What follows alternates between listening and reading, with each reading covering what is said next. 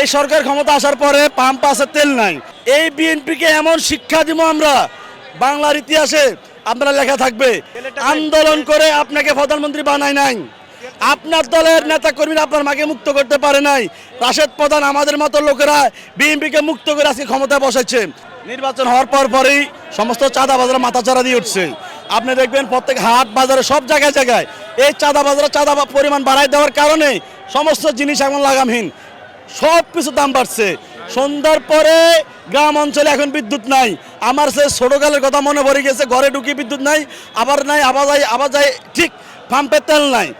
এই সারা দেশে যে জ্বালানি সংকট সৃষ্টি করে বিএনপি দ্রব্যমূল্যর দাম বাড়াইতেছে, মানে এরা তো দীর্ঘদিন আসলে খায় নাই। বিগত 16-17 বছর তারা চুরি করতে পারে নাই। এখন আইসে এরা লুটপাটের জন্য সব জায়গায় সিন্ডিকেট বসাইয়া দ্রব্যমূল্য সব কিছু দাম এখন লাগামহীন। তো আপনি দেখবেন, হঠাৎ করে দেখবেন কোনো একদিন এই দেশের জনগণ, এই বাংলাদেশের জনগণ ছিলাম সালাউদ্দিন সহ তারেক জিয়ারে প্যাকেট করে ফেলাইছে। এর প্যাকেট করতে সময় লাগবে না। শেখ হাসিনারে প্যাকেট করতে যে সময় দিছি, এই সরকারের সময় দিব না। সোজা কথা শেষ। এই সরকার ক্ষমতা আসার পরে পাম্প আছে, তেল নাই। এই সরকারের মন্ত্রীরা সংসদের দাঁড়ায়া কলিজা বড় করে বলে কি সারা দেশে তেলের কোনো সংকট নাই, তেল নাকি মজুদ আছে। তো আমরা জানতে চাই তেলগুলো কোন হাওয়া ভবন আপনারা রাখছেন, আপনারা আমাদেরকে ঠিকানা দেন, আপনারা তেল কই রাখছেন। যদি তেল থাকে তাহলে পাম্পে কেন তেল নাই, তেলের কেন এত দীর্ঘ সারি। আমার জন্মের পরেও পাম্পে এত বড় লাইন দেখি নাই। এই বিএনপি একটা ব্যর্থ সরকারের, এই অপদার্থ সরকারের আমলে যে পরিমাণ জ্বালানি সংকট দেখা দিয়েছে, এরা আমার মনে হয় কি এই সমস্ত তেল তারা চুরি করে বিভিন্ন জায়গায় তারা সিন্ডিকেট তৈরি করতেছে তেলের দাম বাড়ানোর জন্য।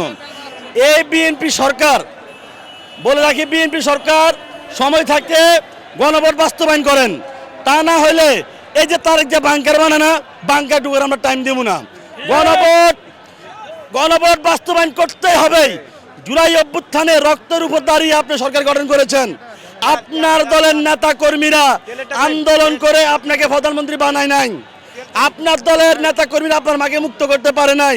রাশেদ প্রধান আমাদের মতো লোকেরা বিএনপিকে মুক্ত করে আজকে ক্ষমতায় বসাচ্ছে। সেই বিএনপি ক্ষমতায় বসে আমাদের সাথে গাদ্দারি করতেছে, জুলাই সনদের সাথে গাদ্দারি করতেছে। এই বিএনপিকে এমন শিক্ষা দিব আমরা, বাংলার ইতিহাসে আপনারা লেখা থাকবে। বিএনপি কখনো রাজনীতি করতে পারে না তো জুলাই সন্ধ্যার সাথে তারা বাস্তবায়ন না করে।